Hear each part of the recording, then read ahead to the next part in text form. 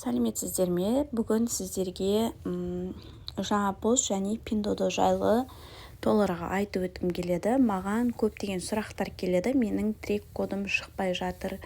Менің жаңа постқа тексерейін десем, трек кодты тауарымды көрсетпеді деген сұрақтар келеді.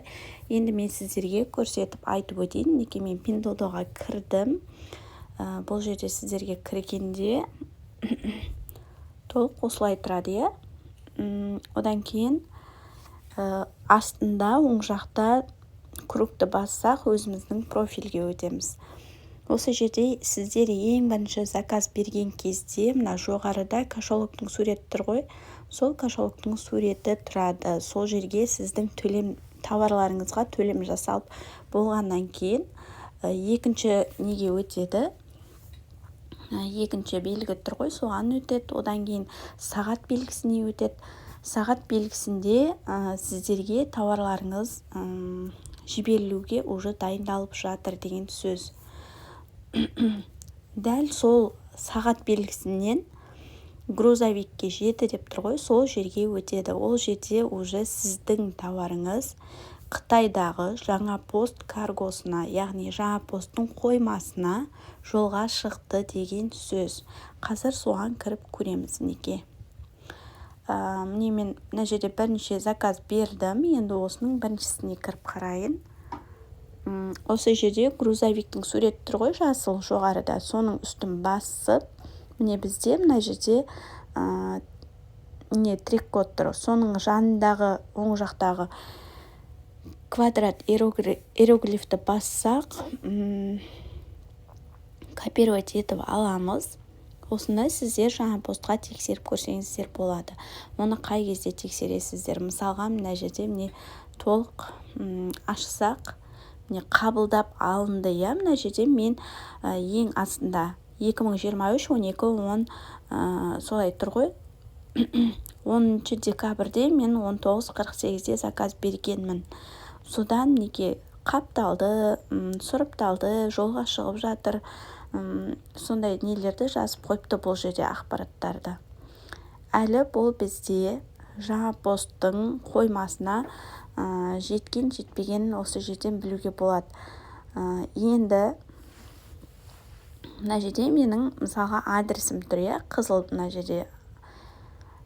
Енді осыны жаңағы біздер копировать еткеннені жаңа посттан қараймыз. Неге жаңа постқа кіреміз. Сіздерде осылай болып тұрады. Осы жерде тапсырыс деп жоғарыда тұр. Осын поисковикті басамыз. Осы жерге вставить етіп жағаны қоямыз. Енді іздейміз. Осы жерде біздің тауарды шығарып береді. Неге ар жақта жаңа шетел Қытай тілінде болды.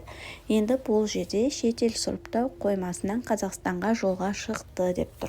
Демек, жаңа пост қабылдап алып, оны уже Қазақстанға кеденнен өтуге бізге дайындап жатыр, иә, жолға шыққан.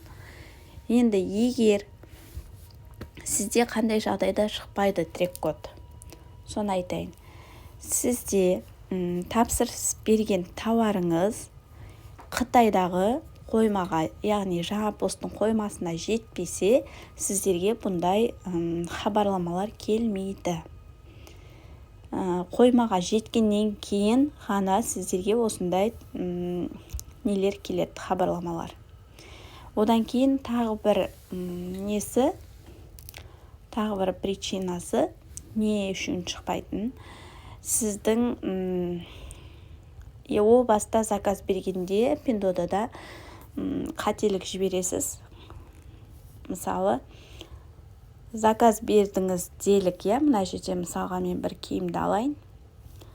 Неге мысалы осыған заказ бердіңіз делік, мына қызылды басып, сіз мына жерде ценасын қарайсыз, размерін таңдайсыз, иә.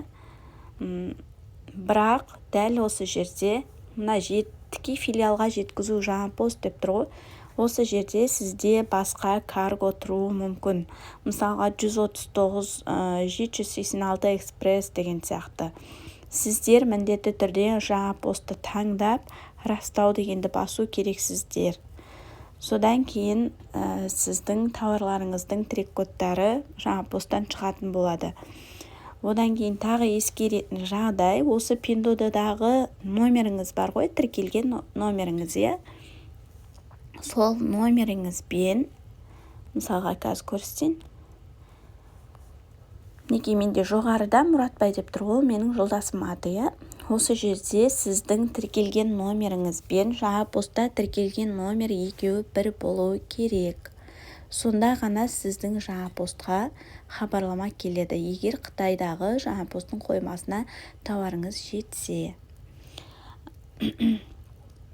Сіздер бүгін заказ беріп аласыздар да, сосын көбісі маған солай WhatsApp-қа шығады. Мен кеше заказ бердім, бүгін заказ бердім, бірақ трек-кодым шықпай жатыр, не істеймін енді, ол тауар маған келе ма деген сияқты сондай қорқыныштармен маған WhatsApp-қа шығасыздар, иә. Ол кезде сіздердің тауарларыңыз қоймаға жетпеді деген сөз. Жеткеннен кейін сізге егер номерлеріңіз бір болатын болса, онда сіздің тауарыңыздың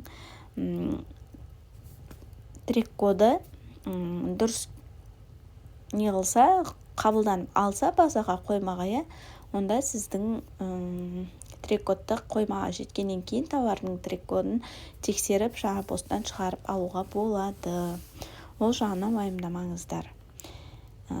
Тек қана сіздің таңдаған каргоңыз, яғни жаңа посттық таңдаған, дұрыс таңдаған болу керексіз. Енді мына жерде менде алынды деп тұр, ол менде бұрын заказ берген тауарларым, иә. Бұл жерде төленді деп тұр, мына жерде қарасаңыз, иә.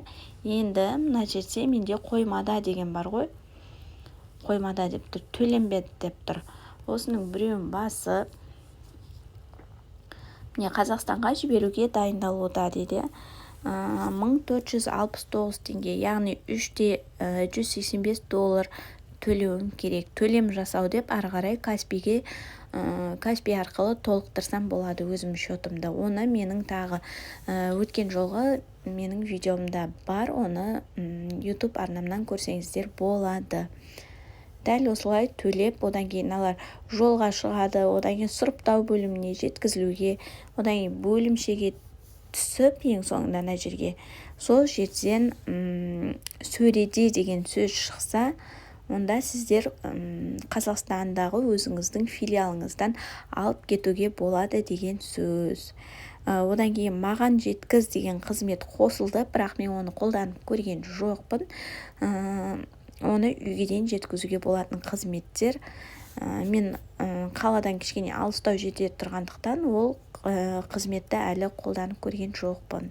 Алда осы тауарларым келетін болса, онда қолданып көремін. Егер сұрақтарыңыз болса, маған WhatsApp номерім бар, осы YouTube арнамда, соған жазсаңыздар болады, немесе комментарий қалдырсаңыздар болады.